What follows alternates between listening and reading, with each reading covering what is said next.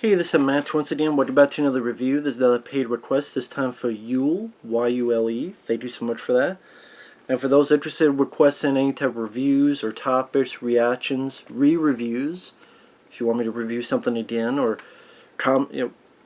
lists, rankings, topics, randomness, out of the blues, whatever it may be, feel free to send either directly to my PayPal or join my Patreon. Both links are down below in the info box under the video. Now, this is the film Into the Sun, a Steven Seagal direct-to-video film. If you know my history, I've said many times that Steven Seagal is the worst action star in direct-to-video land. Because he had a great heyday, Above the Law, Out for Justice being my favorite, Marked for Death, Hard to Kill, Under Siege, I Like the Glimmer Man, I wish I had a Blu-ray. But then after Exit Wounds, which I liked, Half Past Dead was bad and it didn't do well. Then he went straight to video, and you had so many bad films in that era. Attack Force, End of a Gun, Black Dawn, Against the Dark, was Absolution, and Sniper Special Ops, and I can't tell you the fucking difference between Black Dawn and I'm trying to Code of Honor and A Good Man. Like if you'd ask me what's the difference between A Good Man and Absolution and I'm trying to think of another movie he was in. Like they blend together. He's playing a CIA, the FBI, the KFC, going to the DGA, and the TGIF Fridays, and this guy used to be worth a shit. Now he's just shit. Of his direct-to-video films, which he made like, 30, 40 of them, there were maybe 3 or so that were decent. Urban Justice, I liked. Pistol Whipped was alright. There might be 1 or 2 others, but this was alright. Now, if you compare it to the heyday of movies, it doesn't stack up at all. If you compare this to Above the Law, Out for Justice, Hard to Kill, Under Siege, the movie's nothing. But if you compare it to his direct-to-video work, again, like Attack Force, the film that changed his plot in the middle because of post-production, and then it was about aliens. No, it's not about aliens anymore. It's about fucking government experiments. They stop a fucking virus by blowing up a computer with a grenade. I'm like, is that how you stop it? Against the Dark, the vampire film that he's barely in, he appears every once in a while just swinging a sword like this. Kill Switch, where he kicks a guy through a window and the guy literally goes through the window like 7 times. If you don't believe me, watch Kill Switch. He kicks a guy out the window and the guy's like, ah, ah, ah, ah, ah, ah. I'm not joking. And a lot of times it's either he's using fight doubles or there's dubbing, but it's not his own voice. It's like, it's his voice, it's his voice. Oh, that scene is not his voice. And then that scene is not his voice. Just he didn't go back to redub those sections with his own voice. They're just bottom of the barrel direct-to-video. Like Dolph Lundgren and Jordan Van Dam and Scott Adkins and Michael Jai White with Black Dynamite and Undisputed 2. Like, these guys did much better direct-to-video films. Seagal has the worst track record in direct-to-video films. Now it's like 5 minutes in, I haven't talked about this. Does this one, it has its issues. The middle portion of the film is fairly slow. The fight scenes, again, if you compare it to his theatrical work, they're nothing. But number one, I think this film is helped by its location. The director is a guy called Mink. Never heard of him. I don't know what else he's done. But Mink directed this. Steven Seagal, at the beginning of the film, he's in the Golden Triangle. There's a mission. He helps a girl who's being attacked. Their cover is blown. They get out of there. A buddy of his is shot and killed. It jumps to some time later.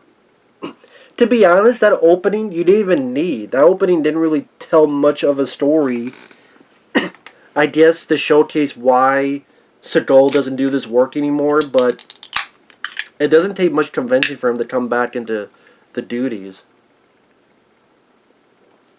But I just try to have a little bit of an action scene before, because again, the first half of the film doesn't have a lot of action in it, so I think that's why. Which I, in retrospect, I can understand. At least have a little bit of action, and most of it is shot in Tokyo, in Japan, and very beautiful looking city. A city I would like to visit one day. Looks like a beautiful city, and they really did a lot of their location. I think that helps. Because I think Seagal wanted this to be his comeback movie. I don't know if it's true, but for what I've heard, there was a bit of a budget they put into this, especially to shoot in Tokyo and to shoot with these nice locations. Steven Seagal does all the few fight scenes there are. He does most of the work. Maybe not all of it, but he does most of it. And when it's a double, it's not as obvious as his other films in the direct-to-video realm. He even has one of his own songs at the end credits. The movie, the cinematography, it's not that bad. It's actually a rather decent-looking film. And I think they wanted this to go into theaters. I think they actually wanted this to go into theaters. That's what I mean. I think this was Seagal. It seemed like he gave a little bit more of a shit with this movie. I think that's why he thought this might be his comeback. Obviously it wasn't. Went straight to video and just like, what, a 4.4? I don't think it's that bad. I don't think it's a 4.4 on IMDb bad.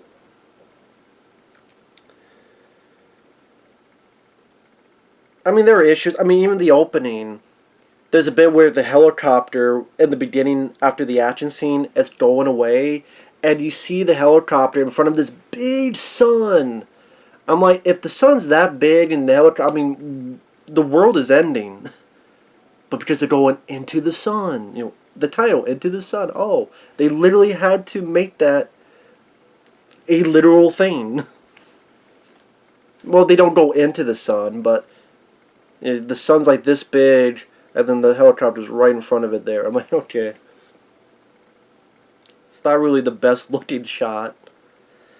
But, I mean, the rest of the plot is sometime later, and a governor in Tokyo is murdered. And you come to find out that the Yakuza and triads, Japanese and Chinese, are getting together to kill some of their competition in order to take over. Steven Seagal, who used to work with the CIA, like most of his fucking characters, is the former CIA. This one, at least, is less complicated compared to, like, Black Dawn. The only thing I remember about Black Dawn is that there's a scene where there's a bunch of fucking McDonald's wrappers on the dashboard of a car. But trying to think. Like I said, it seemed like he gave a little bit more shit in this. There's even, a couple funny bits, like when Seagal's ready to talk to his supervisor, there's a two-way mirror, and he's kind of doing this, and he does this. Seagal rarely has fun like that in a movie. So even that little moment where he's doing this, and then he does this, that's a fun moment. Okay, again, like I said, you see little... If you only saw Hard to Kill and Out for Justice, and you go into this won't impress you. If you see End of a Gun and Kill Switch and Attack Force, it gets the dark, and then you see this, then you're impressed. So it's kind of this weird being of two minds type of thing. So like, him flipping the finger, like that was a fun bit. William Atherton, dickless from Ghostbusters, the original. Yes, it's true. This man has no dick. He's in the film as a supervisor, which I'm like, wow, he's in this movie? I forgot. It's been a while since I've seen this, but he's like, yeah, he is in this film. As the director, the boss, saying, hey, you gotta do this job. Governor in Tokyo's been murdered. And pretty much, you have a new rookie partner, played by Matthew Davis. I'm like, this guy looks familiar. Where have I recognized this guy from? I'm like, got it. He was in Blood Rain. He was in Blood Rain. He's also in Urban Legends 2 Final Cut. He plays twins in that movie. He was also in this film, pretty decent film called Below, which is a ghost story in a submarine. It's actually a decent movie from the guy who directed Pitch Black. But yeah, he's one of the stars of Blood Rain. And, you know, they have like typical buddy cop banter, but they're nothing as fun or as witty as I Come in Peace or Showdown Low Tokyo. You know, it's cliche, it's just not that memorable. It's a lot of like the Yakuza and the Tons, you know, the triads, them working together. Did nice locations. But the first half of the film is a lot of go here, chat with someone, go over here, chat with someone, go over here, chat with someone, cut back to the bad guys. They either kill someone or they're talking about what they're going to do next. And like I said, it's not the most exciting film in the first half. Again, it's helped by really nice locations, decent looking cinematography. You get a little fight here and there. There's this group of gang members that fight Seagal, and Seagal, you know, does a couple moves. It doesn't look nearly as good as his heyday, but with direct-to-video realm is decent. You know, the people taking the hits definitely take them well. Seagal using a little bit of his moves here and there. Seagal's character has a fiance who he proposes to. His partner, Matthew Davis, goes to this fish market to investigate. And once in a while, there's a line of dialogue I didn't mind. Like Seagal telling him, if you get yourself killed on my watch, I'll kill you again. That did make me chuckle. Funny enough, one of the bad guys is watching Gamera on TV, so I never thought I would see a Seagal film. I mean, I've seen this film before, but again, there's not many times a Steven Seagal film will have Gamera on the TV. And it's weird because the second half of the film kind of feels like a different movie. And to explain, I got to get into spoilers, starting now. Because the second half of the film, I remember being surprised when this happened. The partner gets killed. Oh, I just figured, oh, okay, it's a new partner. I don't know why I was surprised with it, but I guess I just didn't expect it. And all of a sudden he gets killed, gets his neck broken. And then Seagal's fiance gets killed. And then Seagal's pissed. And that's when the action starts to kick in a bit more. He fights a guy, throws him out the window. That's a nicely done shot. He goes with two other people into this compound. He cuts some guy's arm off. He gets in some pretty decent sword fight choreography, as do the others do. There's a guy who killed his fiancée who's wearing like a cowboy hat. And Seagal does like a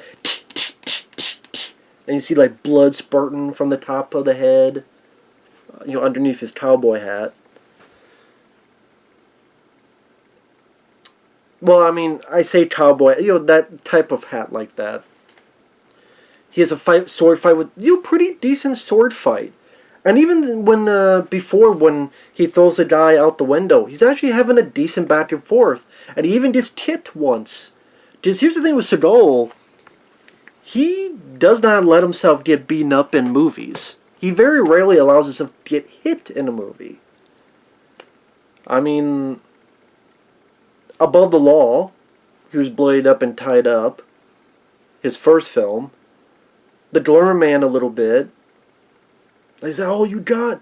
Like, that worked well, because it actually took in with the character Seagal, like, is that all you got, huh?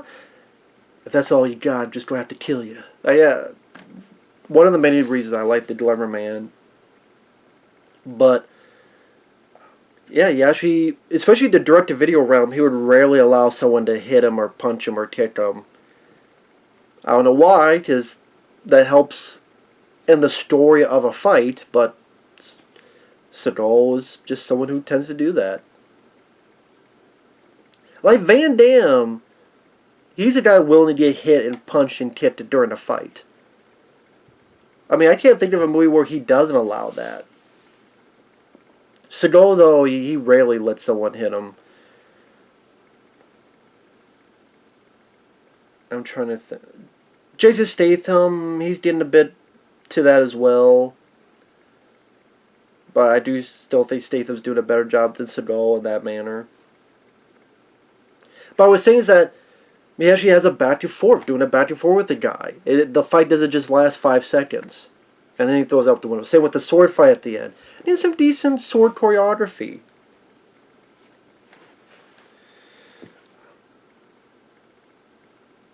Now, one thing that, when I said this felt like a different film, again, the first half of the movie is kind of a build-up between him and his partner and his rookie partner. He accidentally shoots his gun at one point. He does this, does that. But then he gets killed off. And the partner is rarely referenced until at the very end.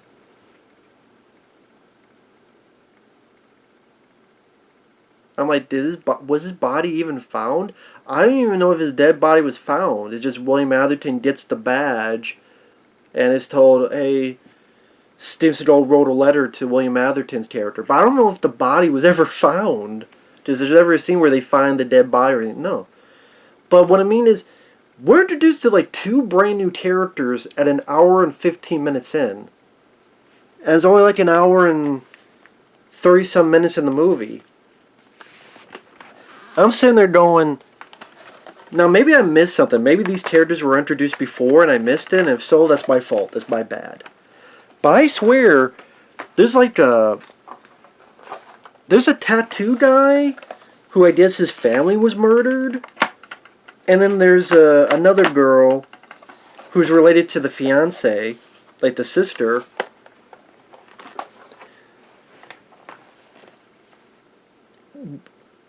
Were they introduced before that? Or was it literally at the hour and 15 minute mark? Because again, if they were introduced before, I don't remember much about them. Might have been 1 or 2 scenes that went by and I didn't notice, to be fair. So maybe I chalked it up to be my fault.